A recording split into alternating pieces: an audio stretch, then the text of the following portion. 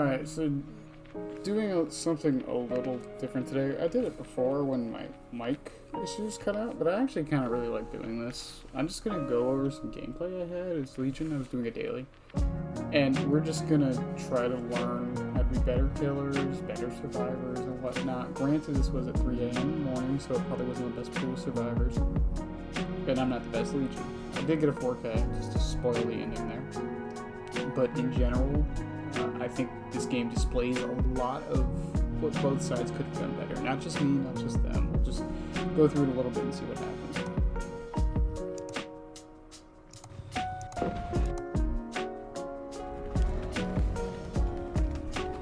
So, we got Rotten Fields, which isn't the greatest map in the world.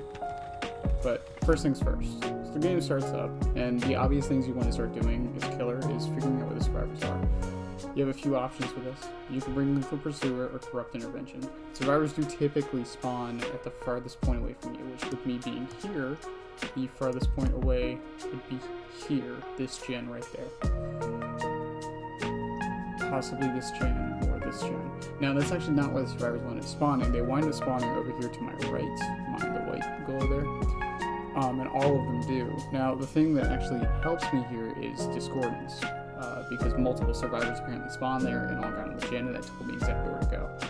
If you're having issues finding survivors at the beginning of the match, which can happen even to the best of us, bring Lethal Pursuer. Nemesis has it. I know he's not exactly an easy killer to get because he's licensed, so you have to pay $5 for him. But Lethal Pursuer can honestly help you out very much in the early game, just to get the game started. Even if you're not trying to win, even if you're just trying to mess around and play, Lethal Pursuer is a great option. It just lets the game start very, very quickly. On top of that, for my other perks, once again, I'm playing Legion. I don't play Legion too often. I do enjoy playing Legion, and this is before their update. A Discordance to help you figure out which gens are on. Pop Goes the Weasel, just for general slowdown.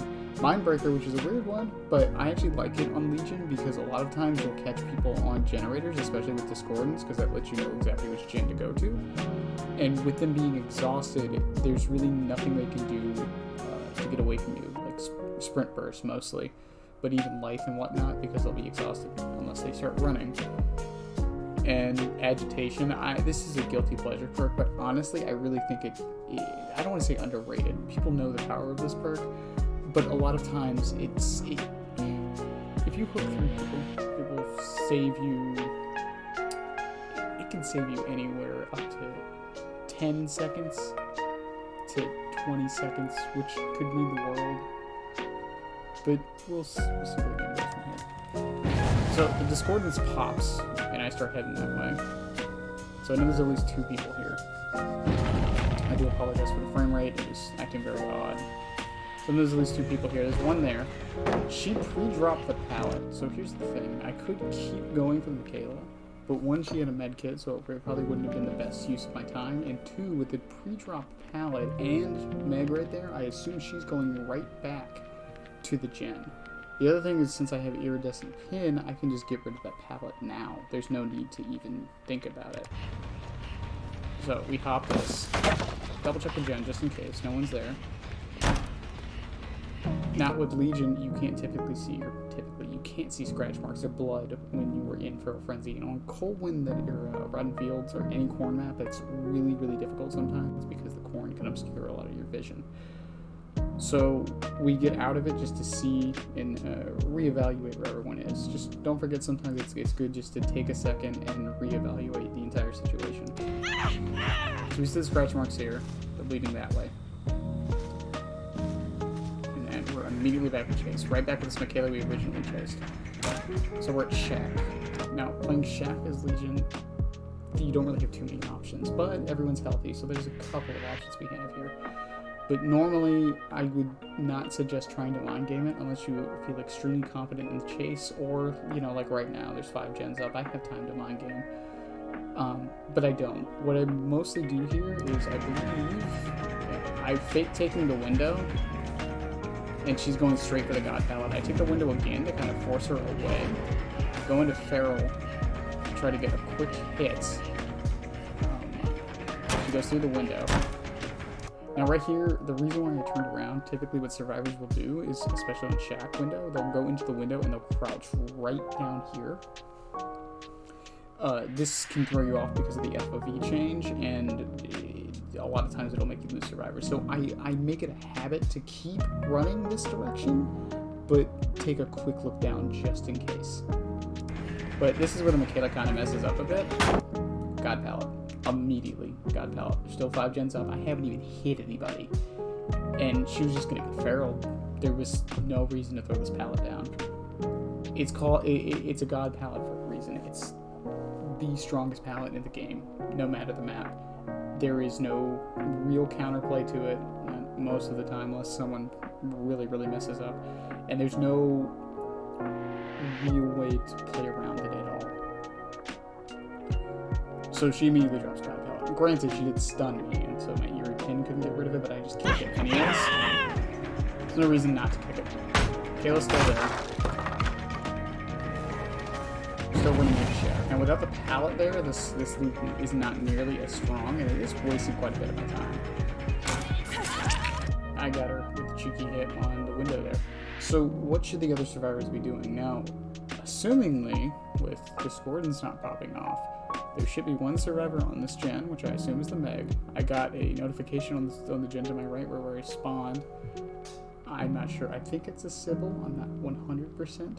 And then Jake is off doing his own thing. But he should be doing a gen a little farther this way. That way they don't get 3 gens at the end of the game. Which is another thing even the survivors need to look out for at the beginning. Killers should be looking for their 3 gen and try to protect it as much as they can. It's just easier. I say should, but if you want to like get into a situation where you force the survivor to start making mistakes, that's what you want to do. Anyways, I get the hit on Michaela. And then I'm heading to this gen because of the notification mark. Someone messed up a skill check, so I'm just going to head this way and check it out. It was the Meg. We're going to feral her, and the main reason for feral, and this is really an underrated aspect of Legion, is the information. Everyone who's not deep wounded, I know where they are, especially because of my iridescent pin, because that gives me a map-wide terror radius. So I know exactly where everyone is. So I know Jake's going this way. Don't want to respect the pallet. There's really no reason for me to. I know this pallet's down. So now I'm going back for the Michaela, who healed up, by the way. She healed up very quickly. She must have had a very good med kit. Now this is the thing. I'm now aware that Michaela has the med kit, so what I'm trying to do is get her to waste it.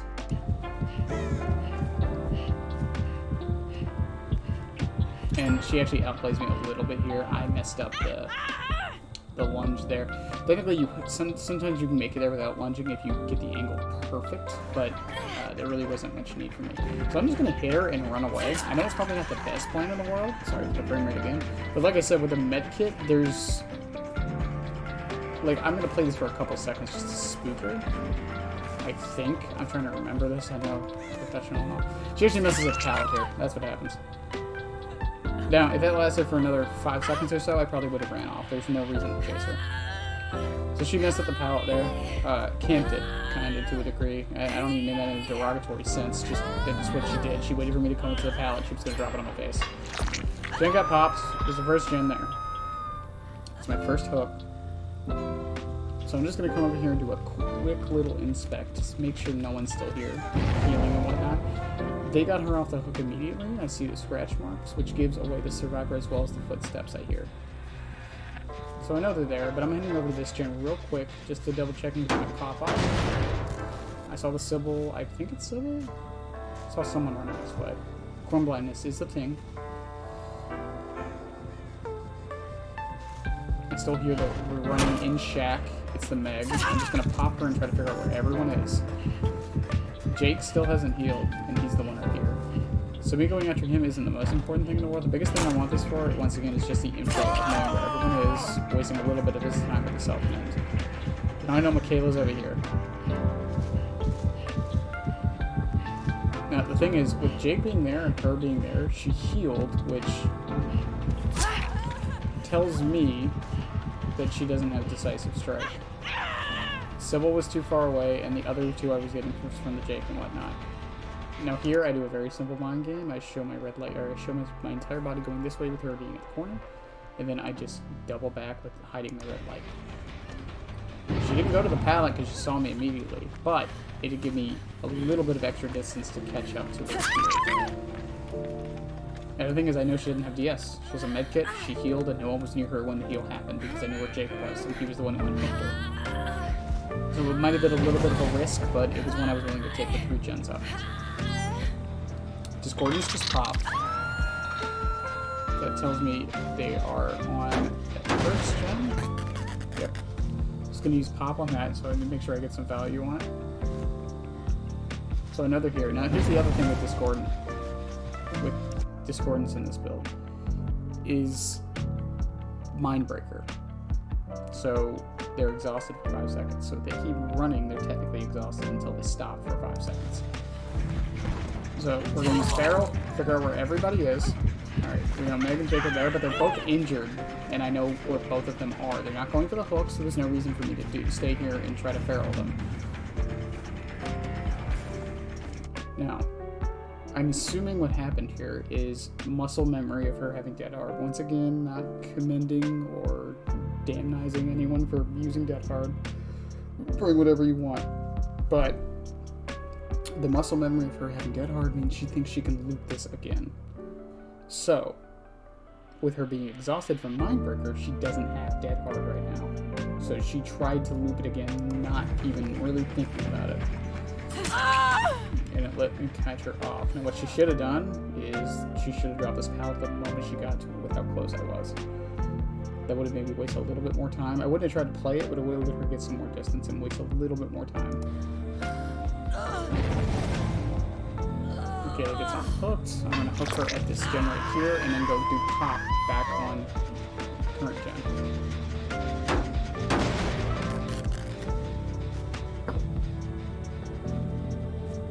Now, I'm just going up this hill to get a quick vantage point of the area and see what's going on. I saw a crow go up right there, and I can see those two in the distance right here. So, a few things here. Healing against a Legion. Should you do it? Yes, but there's a time and place. There was someone on second stage hook, there were 3 gens left, and all of you were injured. Honestly, I wouldn't heal at all. Unless all 4 of you are up and you can make sure at least one of you is always on a gen, which I'm assuming that Jake is unless he's going for the heal. I think I actually heard his breathing by the hook. But there's almost no point to this. And you'll see why. Kayla's healed up. And the Mega's healed up. Now, I missed a swing here, granted, but if I didn't, and she drops a pallet.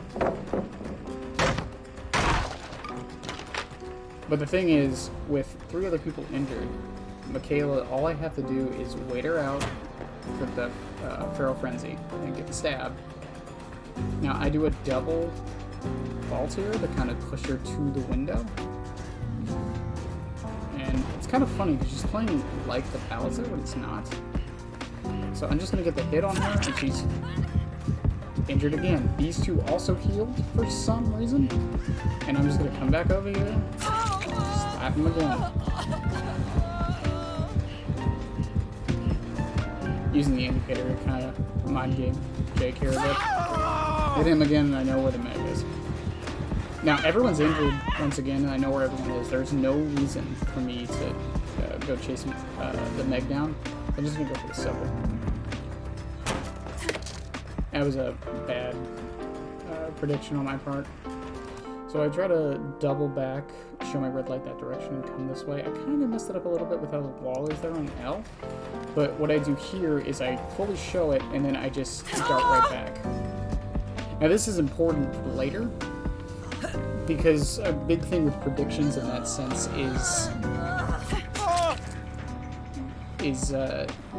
not doing the same thing twice. Now some people will fall for the same thing twice, but you don't always want to do it twice. Jake going for a body block, I think. I'm not totally sure what his plan was, if I'm being honest. see the Meg. I'm gonna leave the Jake slugged, and the reason for that is because I know Meg's right here, one's on the hook, and Meg tells me where Michaela is. So now they're gonna get that unhook right there. So we're gonna go for Michaela, get her injured again, try to get her to waste her med kit a little bit more. And then we're just going for the Sybil just to kind of stop the interaction, get the borrowed time going. There really wasn't much more I could have done.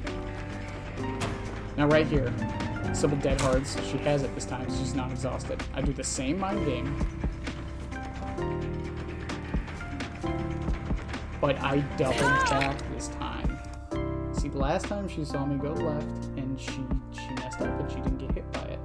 And then she saw me go, and then I went right this time. So a very quick, very, very quick take. Now, what she could have done was try to double back it and double back again, I guess triple back. But it still wouldn't have bought her too much distance since her dead hard was already used. The other thing is, I know she doesn't have decisive strike. I wasn't trying to tunnel her out of the game. She was the one who went for the heal in my face, so I just went for her. She healed somebody, so I know she doesn't have decisive strike. I can pick her up right here.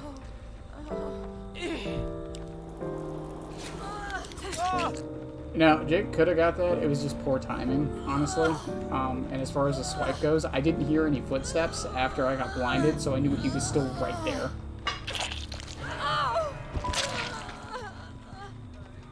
And then now I go and pick him up. There's no reason to leave him slugged at the minute. Using my pop isn't the most important thing right now because there's still 3 gens left and only 3 survivors. So I have plenty of time to apply pressure in other ways. Michaela and Meg are still off somewhere. I'm assuming Michaela's healing herself. I can use pop now, though. It wasn't really too much of a waste. Now they both healed up. And Discordance hit here, and there's only 2 left, so I know it's both of them on this gen. Didn't get very far. So all we're doing here is trying to hit Michaela to get the info on where Meg ran to. She's right behind the shed. Michaela tried to take a hit for some reason. So we're just going to go for Meg here. Just trying to get the self-heal there. And then we hit Meg immediately. Now, we're not going to chase down the Jake. We do know he has a flashlight, but the basic idea here is to turn completely around so he didn't even try to go for it. His blood's right there. The scratch marks are going that way. I kind of mess up here, and I had no idea where he went. I thought maybe he was in a locker, but no. And I'm pretty sure, yeah, he went... Michaela came over and took the hit. Now, deep wounding her wasn't the worst thing in the world because of borrowed time, but she kind of just ran in, so I just kind of do it just to make him waste a little bit of time. And I'm not sure what the Michaela was doing there. She didn't have any obliviousness or blindness or anything really. She should have known I was there. I don't know. Maybe the corn blinded her a little bit. And then I just hug my face into the wall. That way the flashlight save can't happen.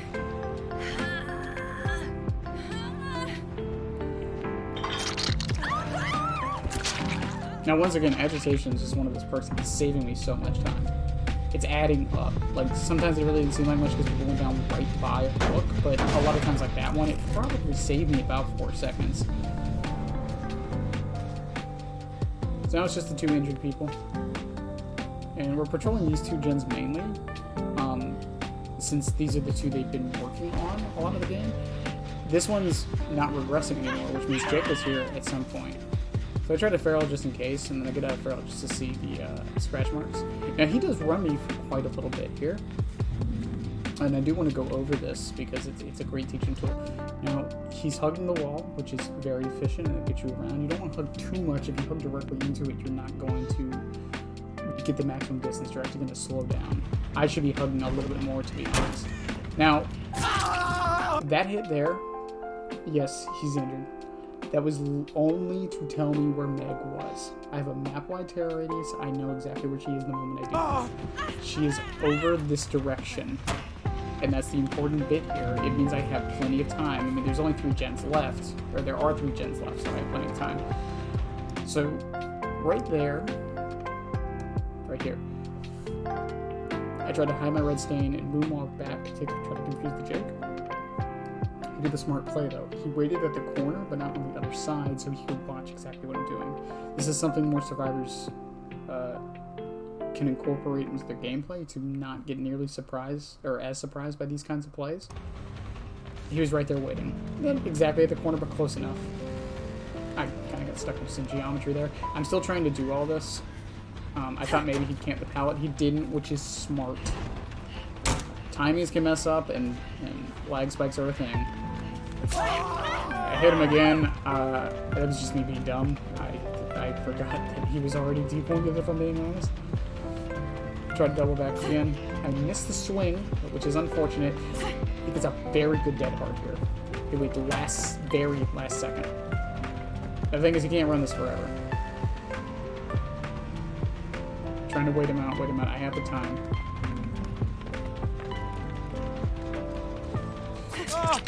Now, basically what happened there was I faked double back. I went to the edge, hid my red stain, stopped for a second. And normally what most killers will do is they will do that and then go the other direction, the proper quote-unquote direction towards the pallet, because they're trying to mind game the survivor into going towards them by going away from the killer, because they think we're going to go left, because that's what the normal play would be. So what I did there was I stood on the corner, hid my red stain, pretended like I was going to go right, and then I went left instead. It kind of threw him off a bit, especially if he was watching the pallet, which a lot of times survivors will tend to do, since it's the easiest way to stop the killer. Now, I believe Jake is not on his last. No, he's not. So he's still got the hook stick, so that gives me about a minute or so to try and find Meg. Now, I knew she was over in this direction because of the killer instinct. She probably moved out the way at some point, especially the moment Jake got down. Now, I haven't seen any Unbreakables yet, so leaving Jake's slug probably wasn't the best option. I mean, with 3 gens up, I can really do whatever I want at this point. And the reason I'm using Feral isn't necessarily to get around the map faster.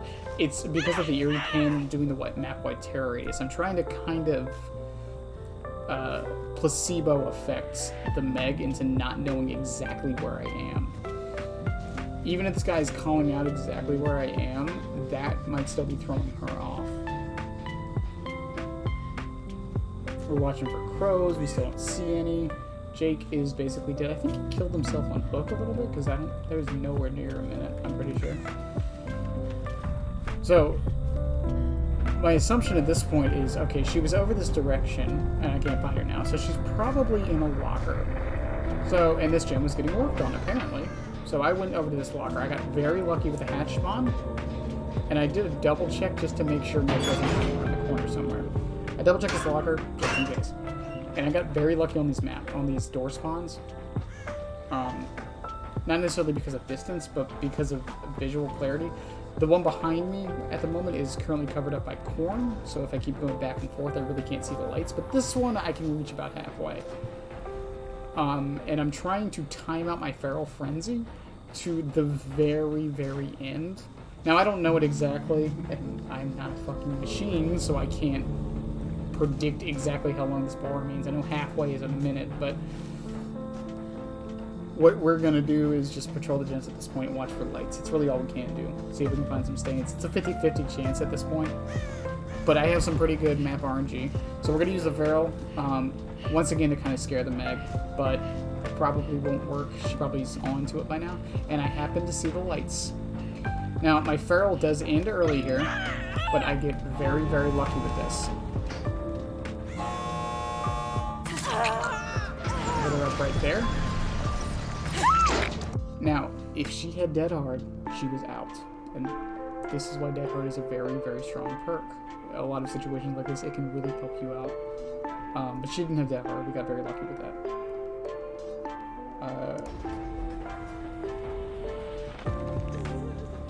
I'm gonna pick her up and put her on the hook, and that's a 4K there.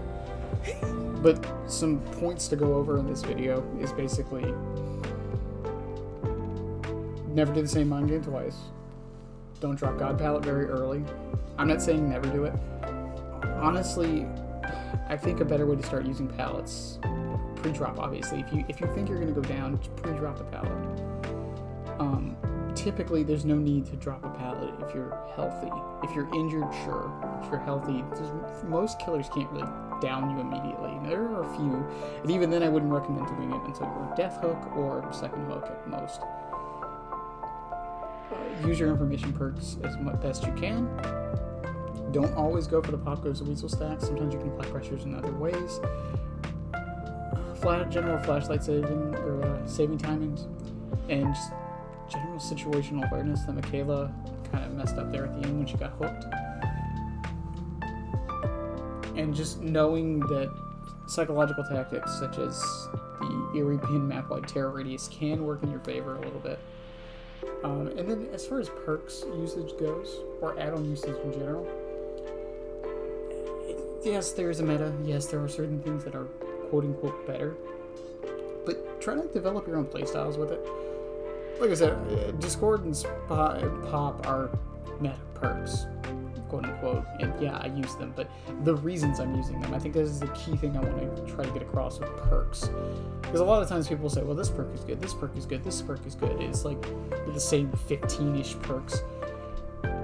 But playstyle is also important. The killer you're playing is also very important. I prefer to use perks that synergize very well with the killer's power rather than perks that are just generally good. Like, Pop is always good on basically every killer. However, in my opinion, if your killer doesn't have enough mobility to get around the map, I don't think it's worth it. It can be, for sure, but I don't really think it's worth it. Ruin's a great example. I only really use Ruin on killers who can get survivors off gens without actually being there. Huntress. Nemesis is a big one. Nemesis is probably the character I use Ruin the most on, and that's just because zombies exist. But we'll get into that in some other videos with some of my perk choices. But, I mean, perk choices also align up with add-on choices as well. I mean, map-wide terror radius, chlorophobia probably wouldn't have been that bad of a perk here. Granted, it's not the greatest perk in the world, but it can buy you some time. This is a game where milliseconds can matter. So if you stop someone healing for, I don't know, 2 seconds, especially with the hemorrhage reward coming up, I apologize for my clown impression there. But if you can get someone to stop healing for 2 extra seconds, or to keep healing for 2 extra seconds, you can catch up to them and make them stop, with the hemorrhage rework, it actually might be worth it. Now, I don't want to get into the whole math of it and the calculations, because from what I understand, that's actually not how it works, because the survivor's increased healing gets applied after chlorophobia and any reduced healing perks. But that's a story for another day. Hope you all enjoyed it. Maybe you learned something, maybe you didn't. I'm going to try to upgrade a little bit and be able to actually draw, so you don't have to just follow my mouse and assume what I'm talking about. But hope you guys have a good one.